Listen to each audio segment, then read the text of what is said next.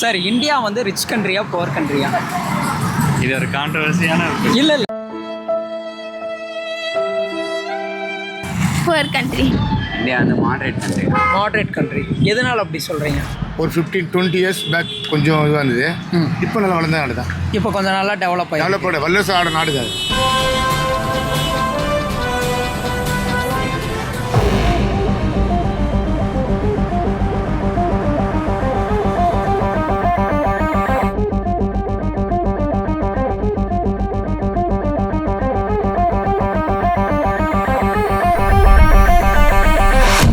India வந்து rich country தான். Rich country தான். ஓகே, எதனால் அப்படி சொல்கிறீங்க? இல்லை, பீப்புள்ஸோட என்ன சொல்கிறது, பீப்புள்ஸோட வேல்யூ பண்ணுற ரிலேஷன்ஷிப்பில் எல்லாமே வேல்யூ பண்ணுறது பார்த்தீங்கன்னா compared to other countries India தான் வந்து அது லீடில் இருக்குது. கல்யாணமாக எனக்கு குழந்தை பிறகு என்னை வளர்த்த மாதிரியே என் குழந்தை நீங்கள் தான் வளர்க்கணும். சரிப்பா, உங்ககிட்ட வந்தால் தான் அந்த குழந்தைக்கு அன்பு பசங்க என்னன்னு தெரியும். ஸோ இந்த மாதிரி சின்ன சின்ன விஷயந்தான். பட் ஆனால் மணி வைஸ் மட்டும் இதை கம்பேர் பண்ணிக்க முடியாது. ஸோ எல்லாமே இருக்குது. காய்ச்சி என்னங்க பிரிச்சு காய்ச்சி அது இன்னைக்கு போக நாளைக்கு வரும். மனுஷனுக்கு குழந்தாங்க பிரிச்சு. ஓகே, அதான். ஏன்னா இன்னும் நிறையா மக்கள் வந்து வறுமை கோட்டு கீழே தான் இருக்காங்க. நிறைய இடத்துல வந்து நிறையா டெவலப்மெண்ட்ஸ் இருக்கா அப்படின்னு கேட்டால் அது ஒரு கேள்விக்குறியான ஒரு விஷயந்தான். ஸோ அப்படி பார்க்கும்போது நம்ம வந்து எந்த வகையில் இந்தியா வந்து வளர்ந்த நாடு அப்படின்னு சொல்லி நம்மளால் அங்கீகரிக்க முடியும்? இது வந்து இண்டிவிஜுவல் ரெஸ்பான்சிபிலிட்டி. நம்ம வந்து ஒரு பொலிட்டீஷியனோ ஒரு பொலிட்டிக்கலை மட்டும் நம்ம ப்ளேம் பண்ணுறது வந்து எனக்கு தெரிஞ்சு ஒரு இப்போ ஃபார் எக்ஸாம்பிள் இப்போ போகிறோம் ஒரு இடத்துல ஒரு குப்பை போடுறோம் அப்படின்னா அது நான் இதில் குப்பை தொட்டி இருக்குது அதில் போடணும் அப்படின்னு நான் நினச்சாதான் ஒவ்வொன்றும் வந்து ஒருத்தர் வந்து கைட் பண்ண முடியாது. அது அங்கேருந்து தான் ஸ்டார்ட் ஆகும். வந்து நிறைய ஸ்கூல்ஸ்லாம் வந்து ஃப்ரீ பண்ணுற மாதிரி இருக்கணும். ஸோ அதெல்லாம் ஃப்ரீ எஜுகேஷனுக்கு அலோவ் பண்ணணும். எல்லாருக்கும் எல்லாமே கிடைக்கணும். அதுதான் மெயின். இப்போ இந்தியா வந்து வளர்ந்த நாடா இல்லை ஏழை நாடா? இந்தியா வந்து ஏழை நாடு தான். எதனால் அப்படி சொல்கிறீங்க? இப்போதைக்கு எந்த வருமானமும் இல்லை. வருமானத்துக்கு மீறின ரேட்டு பொருளுங்க எல்லாமே விற்கிது. ஏழை மக்களால் எதுவுமே சமாளிக்க முடியல. சாப்பாட்டு கஷ்டமாக இருக்குது, பிள்ளைங்களை படிக்க வைக்கிறது கஷ்டமாக இருக்குது, அதுக்கு ஏற்ற தொழில் இல்லை, அதுக்கு ஏற்ற வருமானம் இல்லை, ரொம்ப கஷ்டமாக இருக்குது. அதனால தான் இப்போது இந்தியா வந்து சீக்கிரமாக வளர்ந்த நாடாக மாறணும்னா என்ன பண்ணணும்? உங்களோட சீக்கிரமாக வளர்ந்த நாடாக மாறணும்னா அரசியல்வாதிங்க கையில் தான் இருக்குது. இங்கே நான் ஒரே பிஸி. ஓகே, எங்கள் கையில் எதுவுமே இல்லை. அவங்க தான் மாற்றணும். அதை அவங்க தான் எல்லாமே செய்யணும். ரோடு சரியில்லை, இந்த பெட்ரோல் விலை அதிகமாக இருக்குது, இது பால் பாக்கெட்லேருந்து மளிகை பொருள் சாப்பாடு எல்லாமே அதிகமாக இருக்குது. அவங்க அதை வந்து இது பண்ணாங்கன்னா சரி பண்ணாங்கன்னா தான் ஒரு ஆட்சி மாற மாற ஒன்று மாற்றமாக இருக்குது. படிக்கிறீங்க? 8th standard. 8. Okay, good. சரி, இந்தியா வந்து ரிச் கண்ட்ரியா புவர் கண்ட்ரியா? Poor country. Poor country. எதனால் அப்படி சொல்கிறீங்க? இங்கே கொஞ்சம் பொல்யூஷனு, பைக்கு நல்லா சின்ன பசங்களால ரோட் கிராஸ் பண்ண முடியல, அதனால் கொஞ்சம் புவர் கண்ட்ரி. இந்தியா வந்து ரிச் கண்ட்ரியா புவர் கண்ட்ரியா? இந்தியா வந்து மாடரேட் கண்ட்ரி. எதனால் அப்படி சொல்கிறீங்க? ஏன்னா நம்ம கண்ட்ரிஸ் வந்து புவராகவே தான் இருக்காங்க, ரிச்சாகவே தான் இருக்காங்க. Rich get richer, poor get poorer. பணக்காரன் இன்னும் பணக்கார ஆகிட்டு இருக்கா, ஏழை இன்னும் ஏழை ஆகிட்டு இருக்கா. புவர் எல்லாருமே ஓரளவுக்கு நம்ம மிடில் கிளாஸாக ஆகணும், நம்ம வந்து பாவர்ட்டி லெவல் வந்து குறையணும். ஓகே, அது அப்போ அப்படி ஆனால் மேபி ஆகலாம், மேபி தான் ஆகலாம், ஷோராகலாம் ஆகாது. அப்போ இந்தியா வந்து மாறுறதுக்கு வாய்ப்பு இல்லைன்றீங்க? வாய்ப்பே இல்லை, கொஞ்சம் கூட மாறினா அருமையாக இருக்கும். அப்படி புவர் கண்ட்ரி தான். Poor country. எதனால் புவர் கண்ட்ரி? இன்னும் டெவலப் ஆகலை.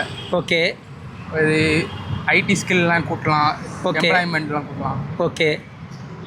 இப்போது டெவலப் ஆகணும்னா நீங்கள் உங்களோட பாயிண்ட் ஆஃப் வியூவில் இன்னும் என்னென்ன பண்ணால் வந்து சீக்கிரமாக டெவலப் ஆகும் அப்படின்னு நீங்கள் ஃபீல் பண்ணுறீங்க? என்னென்ன மாற்றணும்னு நீங்கள் நினைக்கிறீங்க? உங்களோட ஒப்பீனியன் சொல்லுங்கள். ஜாப் ஃபேக்கல்ட்டி எல்லாம் கூட்டணும். ஓகே, வெளியே நிறைய கம்பெனிஸ் உள்ள தான் நல்லா இருக்கும் இங்கிலீஷ். ஓகே.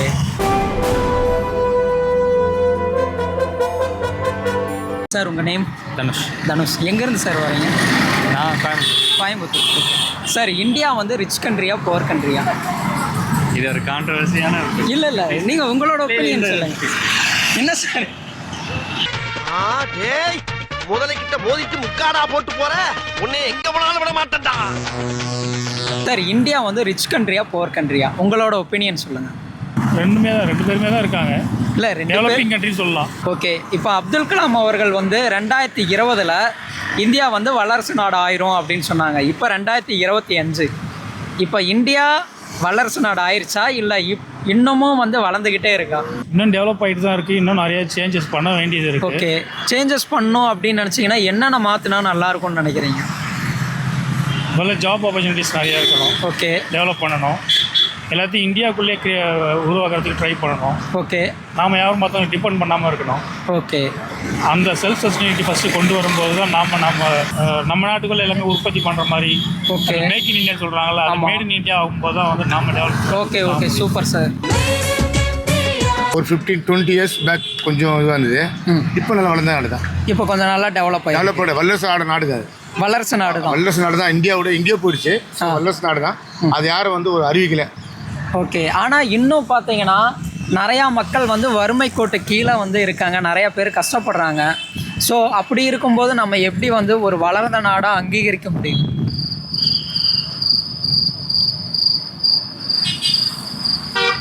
என்ன சொல்கிறது, என்ன உங்கள்கிட்ட சொல்றது? இப்போ இல்லையே, அவளே இல்லையே. எல்லார்ட்டையும் பணம் இருக்குது.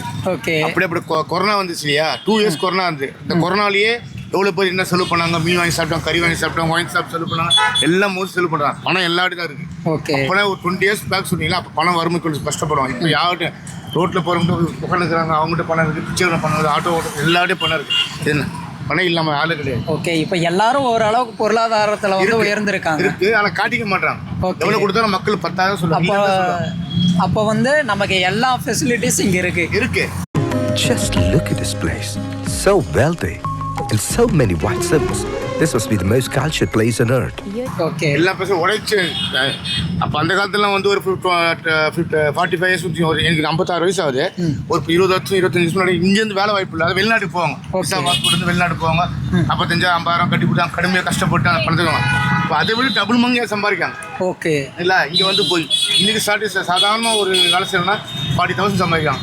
ஐடிஐ படிச்சவங்களாம் அப்புறம் பெரிய பொறுமையாக வச்சு 1 லட்சம் சம்பாதிக்காங்க. அது என்ன சம்பளம் வேணுங்களா? ஓகே, சொல்லுங்கள். வெளிநாட்டில் போய்ட்டு கஷ்டப்பட்டு பயந்து சம்பாதிச்சு இங்கேயே சம்பாதிக்காங்கல்ல. இந்தியா வந்து ரிச் கண்ட்ரியா புவர் கண்ட்ரியா உங்களோட ஒப்பீனியன் என்ன? புவர் கண்ட்ரி தான். புவர் கண்ட்ரி தான். எதனால் அப்படி சொல்கிறீங்க? நமக்கே பார்த்தாலும் தெரியுதுல்ல.